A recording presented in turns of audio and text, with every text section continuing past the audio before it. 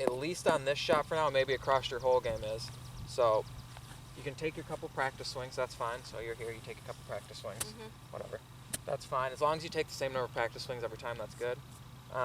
What you see a lot of guys on tour do, and a lot of better amateurs in general do, before they even hit their shot, they'll take their couple practice swings, then they'll step back from the ball, and that's where they'll take a second to sort of envision where they see the ball landing, what they need to do with their body to make that happen.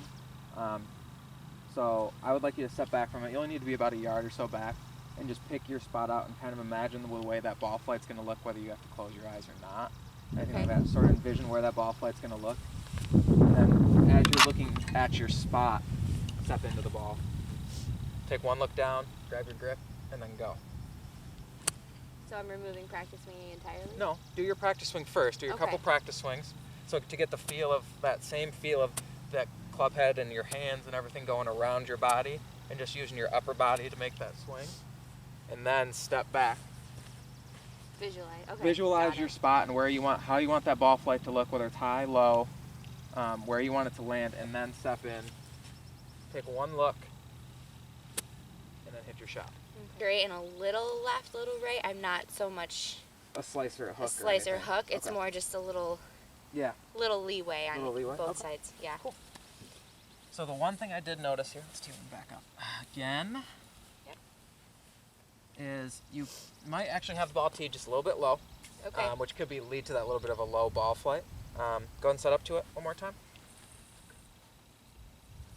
Set up to it. I guess I don't do it that high just because it looks like it's over the top of my club. Right, which makes sense that you can feel that way. But if you look at any of almost all of the longest drivers on tour, almost most consistent drivers on tour, when they hit the ball, they're actually hitting the ball on an upswing. Okay. So their club is above the ground, and their club face is coming up at it, which is you come up at it, there's less backspin that you create coming this way than there is if you come this way on a ball. Okay. Does that make sense? Yep. So as we hit up on it, that helps get it launch angle and less backspin, which helps the ball carry farther. Do I want it higher in the air, though? Shouldn't have more, you know? I mean, I was pretty... Yeah, but the ball goes farther in the air than it does on the ground. That's true. And... I just like my line drive. Yeah.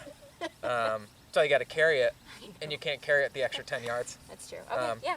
Let's try that. Let's try it. Just teeing up just a little bit higher. See how that changes your ball flight here. So we have about 15, 16 feet here for birdie. Pretty much right up the hill, as you can see. That hole's a few feet above us, so it's going to be a little bit slower. And as we talked about in our putting lesson, we'd worked on reading some greens, trying to see where there might be some breaks at. Obviously, the traditional way to read a green, as we went over, is to get down behind the ball and kind of see if you can see the movement in the green. Yep. And as I get down here, it looks pretty straight. I mean, there's going to be some influence from this hill on the left, and there's going to be a little bit from that hill on the right, but overall, it looks like we're pretty much straight back up the